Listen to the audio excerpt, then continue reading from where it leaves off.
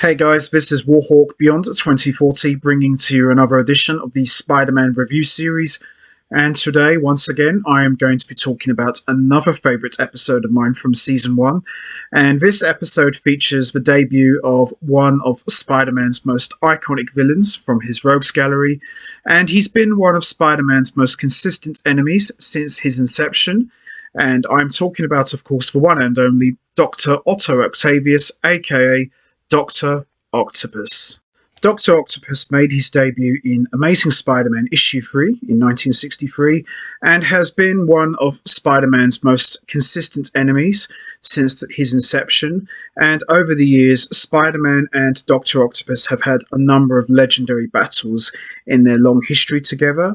And at one point, Dr. Octopus founded the Sinister Six, consisting of Spider-Man's most dangerous enemies, and has appeared in virtually all of the Spider-Man media from the 1960s to the 1980s.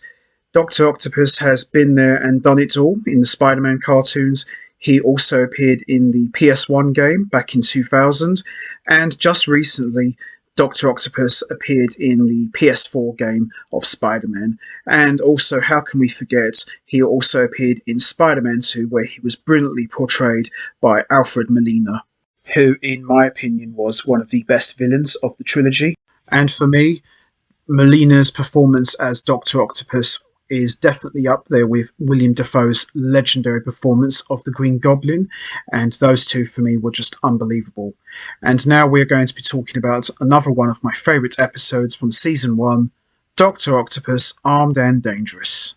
So this episode starts off with Spider-Man on top of a train, and as he swings into the countryside and quickly jumps into the woods, where Spider-Man changes into Peter Parker as he quickly steps out. Peter says to himself that I'm very surprised that Felicia Hardy even wants to see me again after that whole Spider Slayer Alistair Smythe situation. And as Peter Parker walks towards the front fence of the mansion, a giant robotic claw crushes the security camera, and a security guard notices that another one of the cameras has malfunctioned and tells another guard to investigate. Inside the mansion, Peter looks around and sees how huge Felicia Hardy's house is, but accidentally knocks over a vase full of flowers. As Peter picks up the vase, he starts to place the flowers back inside. However, Felicia walks in and believes the flowers he was holding were bought for her. At that very moment, one security guard sees the broken camera and is then grabbed by the same mechanical arm that destroyed it. Back inside the estate, Felicia goes upstairs to fetch her jacket. From downstairs, Peter hears Felicia scream and runs upstairs to help her. As Peter enters her bedroom, he sees that Felicia has been captured by a man with 4 mechanical arms. Peter tries to save her, but the man knocks him across the room with one of his mechanical arms and then makes off with Felicia Hardy. So this was a very good, chilling debut for Dr. Octopus, and I like how they've just kept him semi-hidden in the shadows, so you don't fully see him just yet. You just see like a man in the shadows with 4 big mechanical arms. So I thought this was a very good way to introduce Dr. Octopus into the 90s animated series, and I thought he really set the tone for what he was going to be all about on the show. Several hours later, FBI agents arrive and questioned Peter about Felicia's disappearance. However, Agent Ford has trouble believing his story, and at that moment, Felicia's mother, Anastasia Hardy, walks in and asks where her daughter is. Agent Ford then approaches Anastasia and informs her that her daughter has been kidnapped. Agent Ford then hands her the ransom note that was left behind, and she recognises the handwriting as a scientist who used to work for her named Dr. Otto Octavius. As soon as Peter hears that name, he flashes back to when he was 10 years old, when his Uncle Ben enrolled him in science camp, and the man who ran the place was Dr. Otto Octavius. Peter then remembers that he tried an experiment of his own, and it ended up blowing up in his face, and the other kids laughed at him. Dr. Octavius then walked over to him and reassured him that laughter is meaningless. Science is the important thing. It justifies all that we do in its service. And then we flash back to the present, where Spider-Man swings on his web through New York City and asks himself, what could have possibly have changed Dr. Octavius, and why would he kidnap Felicia? I think this was quite interesting for the show, that having Peter Parker having some sort of history with Dr. Octopus when he was a kid.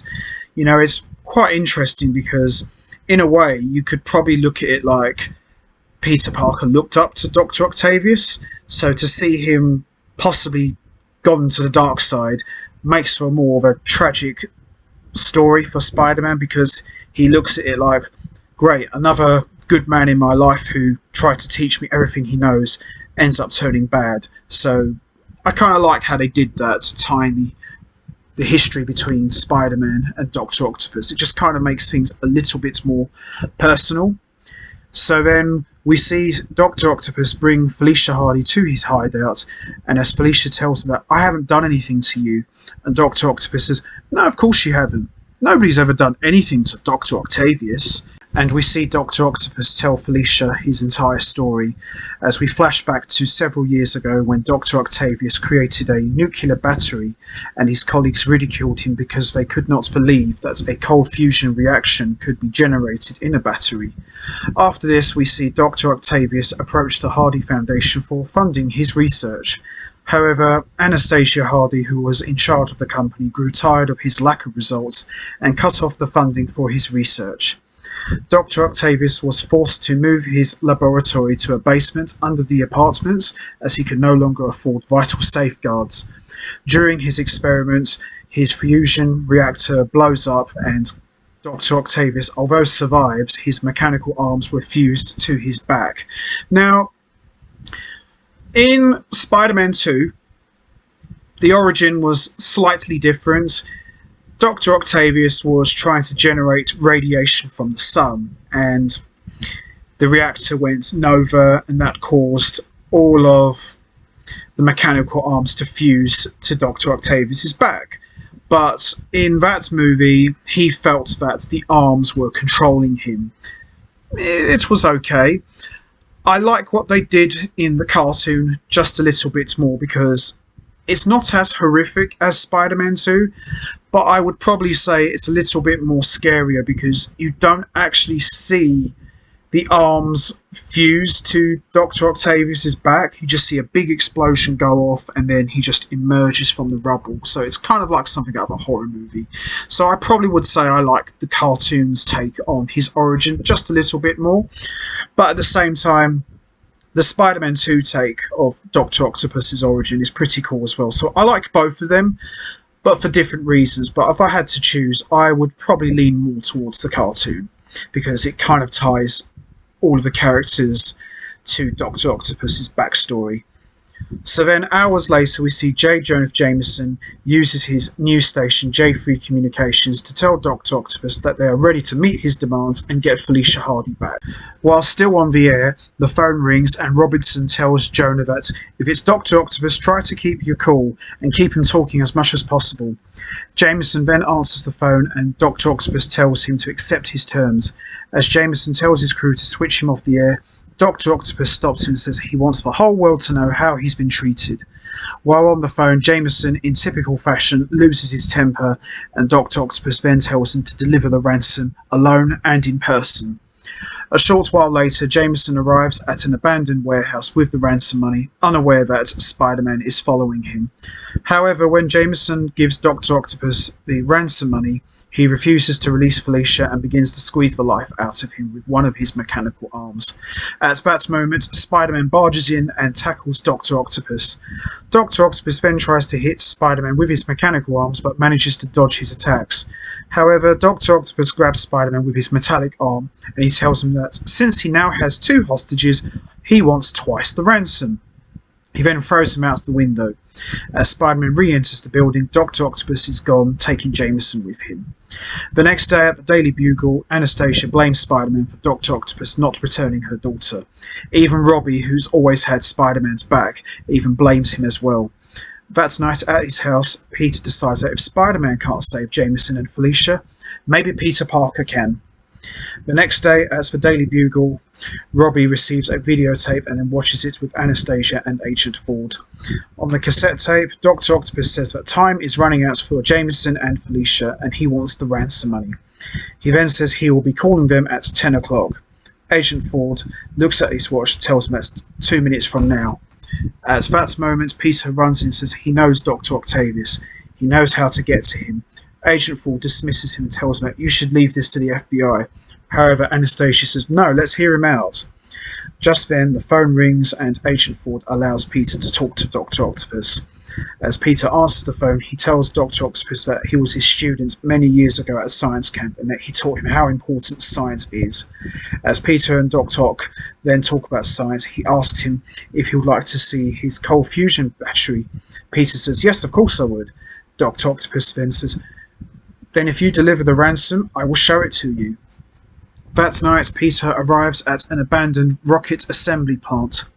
Dr. Octopus then grabs the money with his metallic arm and then shows Peter his cold fusion battery. Peter then asks him to release Felicia and Jameson. However, Dr. Octopus tells him that the ransom he gave him will be the first of many payments. He then picks up Peter with his metallic arm and then throws him out the window. However, Peter quickly changes into Spider-Man and barges in. While Spider-Man is crawling on the wall, he manages to dodge Dr. Octopus's arms. However, Doc Ock knocks Spider-Man off the wall. But Spider-Man activates an electromagnet which attracts Dr. Octopus's limbs and traps him. However, the switch that turned on the magnetic had also activated a test rocket engine that will fire on top of the captured Felicia and Jameson. Dr. Octopus then tells Spider-Man if he doesn't shut down the rocket engine, his friends will die. If he does, the magnet will turn off and Spider-Man will face the full fury of Dr. Octopus. He then rushes over to the controls and shuts off the magnet and the rocket and then gets attacked by Dr. Octopus. Spider-Man manages to get to Jameson and Felicia and attempts to set them free. However, Dr. Octopus uses his metallic arm to grab him. He then reactivates the rocket above Jameson and Felicia's heads. Spider-Man then looks around the room and sees a magnet control to another one, and then shoots webbing onto Dr. Octopus's glasses so he can't see. Doc Ock then loses his concentration and drops Spider-Man. As Dr. Octopus drops Spider-Man, he does a backflip to the cold fusion battery. At that moment, Doc Ock fears the web from his sunglasses and tears it off. However, he looks at the ceiling, seeing the magnet, and tells Spider-Man that he won't fall for the same trick twice. Just then, a 20-second countdown for the rocket begins. Spider-Man realises that he won't get past Doc Ock to save them, so he turns around and picks up the cold fusion battery and then throws it. As Dr. Octopus catches the battery, his mechanical arms reach under the magnet and Spider-Man activates it, trapping him. With only 10 seconds to spare, Spider-Man saves Felicia and Jameson before the rocket engine goes off. Felicia then runs outside looking for Peter. However, Spider-Man gets outside before Felicia and then changes out of his costume. Felicia then finds Peter and asks her, would you like to try for another date? And Felicia says, typical Peter Parker. You're very unpredictable, you know that? And Felicia agrees to a second date. A short while later, we see Dr. Octopus is in prison with all 4 of his arms welded to the wall. And while in his prison cell, he states that no iron bars will be able to keep me for long. I will escape and I will have my revenge on Spider-Man. And that ends my review on Dr. Octopus, Armed and Dangerous. Overall, a very good episode. Really enjoyed this one a lot better than how I remembered it originally, and I thought the way they tied Peter Parker's childhood to Dr. Otto Octavius with the whole science camp and Dr. Otto Octavius being his science teacher, I thought that was some very good storytelling, and I thought tying them two together with their past was very well done. And I thought the way they did Dr. Octopus's origin was very well done also. I prefer the cartoon version more than the one they did in Spider-Man 2. Not saying I don't like the origin they did for Spider-Man 2. I really enjoyed that one, but I kind of like the cartoon one just a little bit more. I thought they did a very good job of that. So that's going to be it from me. I'm going to wrap this up now. What did you think of Dr. Octopus, Armed and Dangerous? Did you enjoy it? Did you have any favourite moments? And what was your thoughts on Peter Parker and Dr. Otto Octavius having a past together, with Octavius being Peter Parker's old science teacher from summer camp? You know what to do, guys. hit the like button, hit the subscribe button, leave your thoughts and comments down below, and I will see all of you next time for another edition of the Spider-Man review series, where I am going to be talking about another favourite episode of mine from Season 1, so it should be a good one. So until next time, take care everybody, and stay safe, and once again, thanks for listening.